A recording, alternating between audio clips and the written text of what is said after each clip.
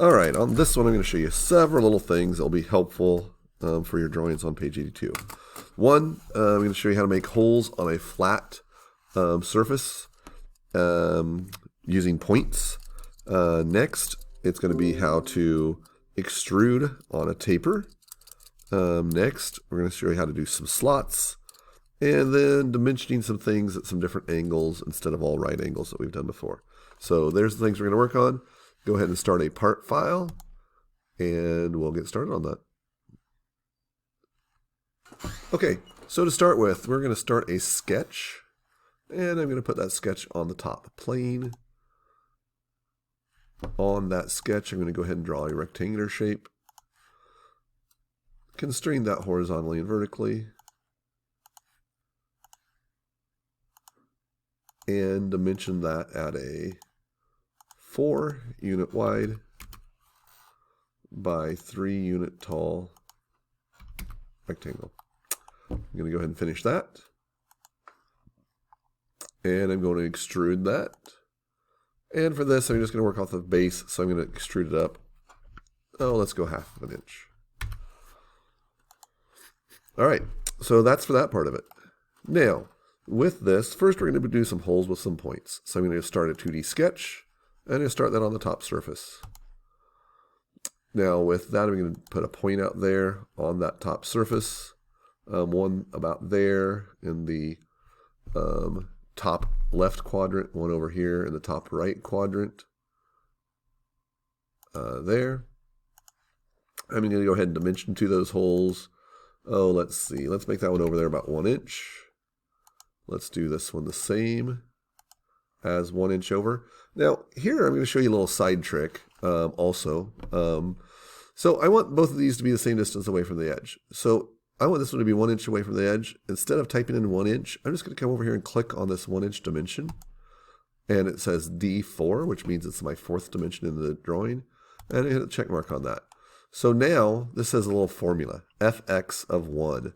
If I change this dimension to 1.5, whoops, let me get in there so I can change that to 1.5, it changes both of them to 1.5. I do want it to go ahead and be 1, but that kind of links those dimensions together. All right, so that's got those two dimensions in that position. Now I want to dimension how far down off the top they come. And I'm going to leave it right there. I think I'm just leave it there at the 1 inch, approximately 1 inch at least. So 1 inch down. For this one, if it's something I always want them to stay lined up with each other, which I think I do want these two to stay lined up with each other, instead of adding another dimension here, I'm going to go just make those.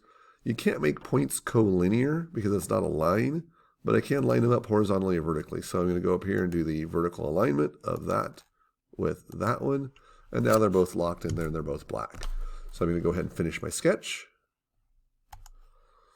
And I'm going to go to my hole command. Now notice what happens when you have a point out there. It automatically selects those points.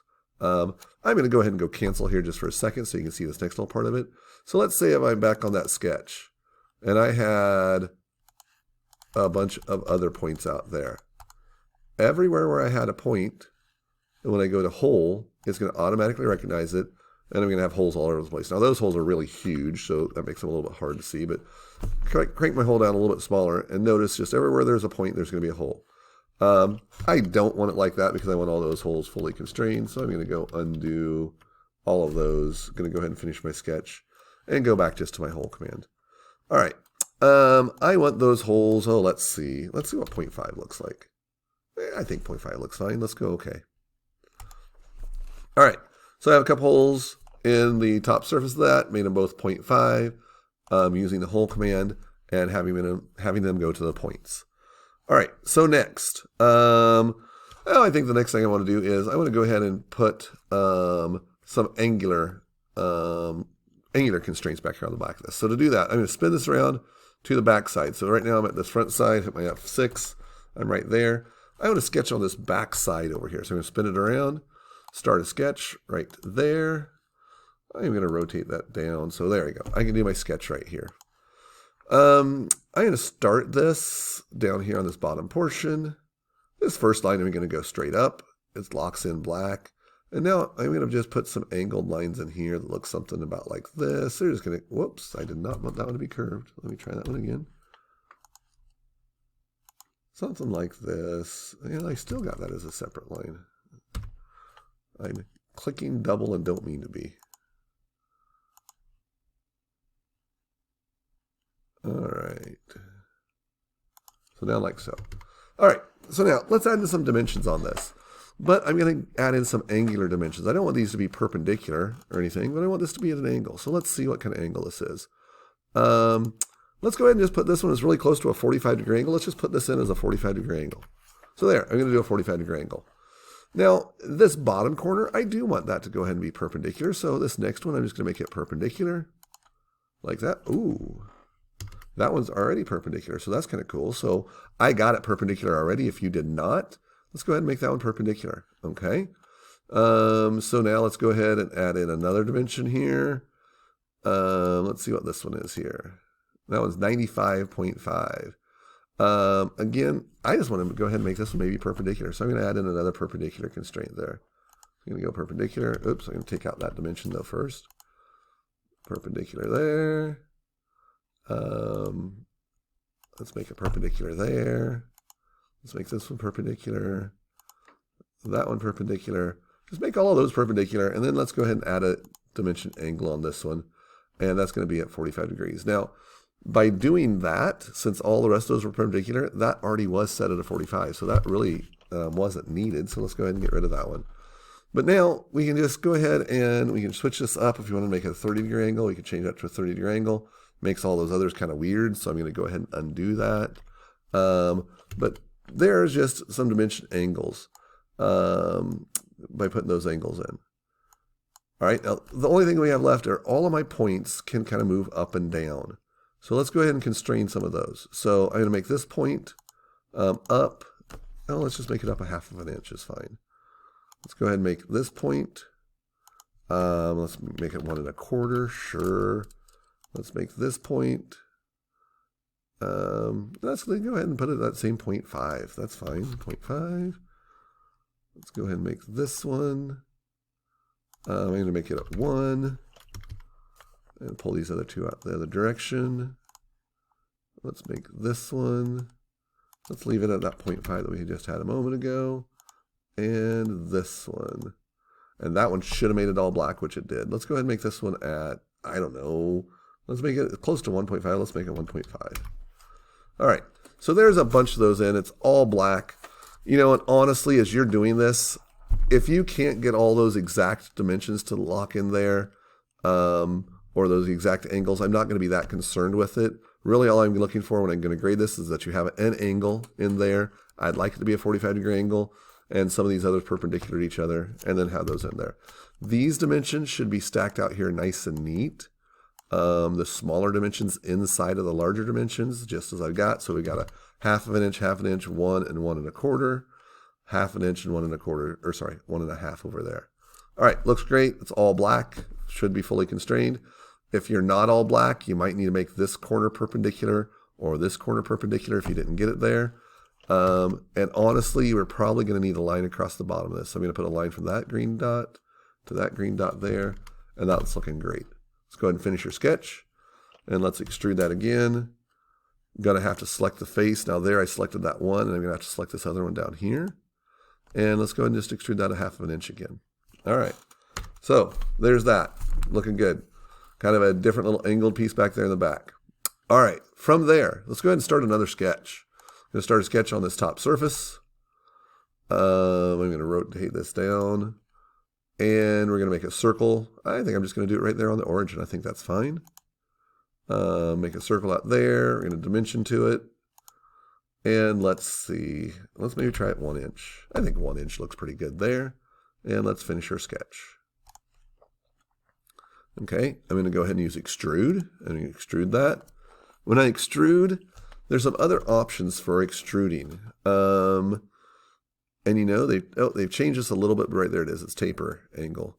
Let's change that taper angle to something different. I'm going to try 15 degrees, see what that looks like, okay?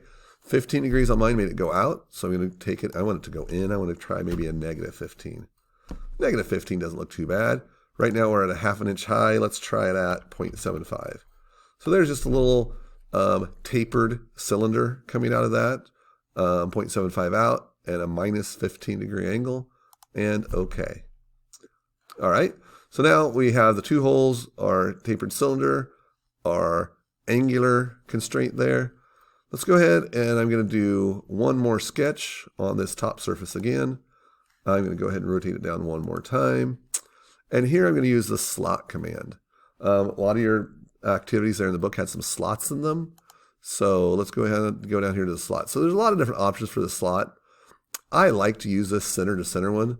That's kind of the most common way you're going to see slots dimensioned in a drawing, so I like to use it. So let's go center to center. We're going to come down here and about this area, click, drag a straight line out there, making sure it's parallel to the origin. And let's just pull it up here, something about like that. So now with this slot, let's go ahead and dimension the radius of the end of it. And we're going to make that at a 0.25 radius. And now I just have to lock it into place. I'm going to dimension to the center point. And you know, honestly, I'm not going to dimension to it. I'm going to hit F7 to slice my graphics off. I want this thing to stay centered up. So that origin point, I'm going to constrain it horizontally to my origin. Right there. Now the only other thing I have left is the length of this slot and where it goes up and down. So the length of this slot, let's go ahead and just go from center to center. And I think I'm just going to make it, I think I'm pretty close to 2. I'm just going to go ahead and make it 2. And then let's see about how far down I want to go. Oh, I think just 1 inch down is going to be fine. There we go. Beautiful looking little slot drawn in there. Looks very similar to some of those in the book. We're going to finish our sketch. We're going to extrude that. We're going to change it to cut. We're going to make sure we cut through all and go OK. So there we go. And if you see, I made a cool little smiley face. Well, actually, it's not really smiley. But anyway, a cool little face there. But practicing your slot command, your extrude and taper, your holes with points, and some angles. Save that in your practice folder as, sure, let's just save that as face. That sounds great. So practice folder, just save it as face, and that's going to be great. Okay, so now what I want you to do is I have a whole new list. I've added in a few more new drawings for you that will be on your objective sheet. Check it, that you can choose from. I believe there's 19 different ones you can pick from. So 19 different drawings from page 82 that you can choose from to do. Here's one of them I chose to do, page 82, bottom K. Here's another one I chose to do, page 82, top G. So there are the two drawings I chose to do, there and there. Now what I want you to do with these is I want you to create an assembly to where these two parts fit together. So here's my assembly. Here's my part, page 82, G top and K bottom. And I made these so the measurements are going to fit on these. So to start with, I'm going to start to constrain these. I'm going to constrain this surface to this surface. Apply that. Here's going to be a new constraint for you. I'm going to slide this up out here, out of the way a little ways. Notice when I click on this curved surface, a center line appears. So I'm going to constrain this center line of that slot to the center line of that slot. And I'm going to apply that. Now, my piece will pivot on that center line. Now next, I'm going to twist it up here out of the way a little way. I'm going to constrain the center of that slot to the center of that slot and apply that. If you've done everything correctly and it measures the same distance between those center points, those will constrain on there appropriately. So there I got those two constrained together. Now, this is a 1/2 inch diameter slot that I put in this. So now I created a couple bolts to go in there. The bolt, just as simple as I did a hex head on the end of it, extruded that at a thickness, made a 1/2 inch diameter shaft here on it. Didn't put any threads or anything on there. We'll look at threads later. And now I'm going to constrain just the same way as what I did just a second ago. Constrain the center line of that bolt to the center line of that slot and apply that. Now my bolt's going to pull in and out of my hole. So I'm going to constrain, I'm going to zoom out here a little bit, constrain the face of that, and I'm going to mate it to that face there and apply that. So my bolt is constrained there, spins it around, I'd go ahead and place my other bolt.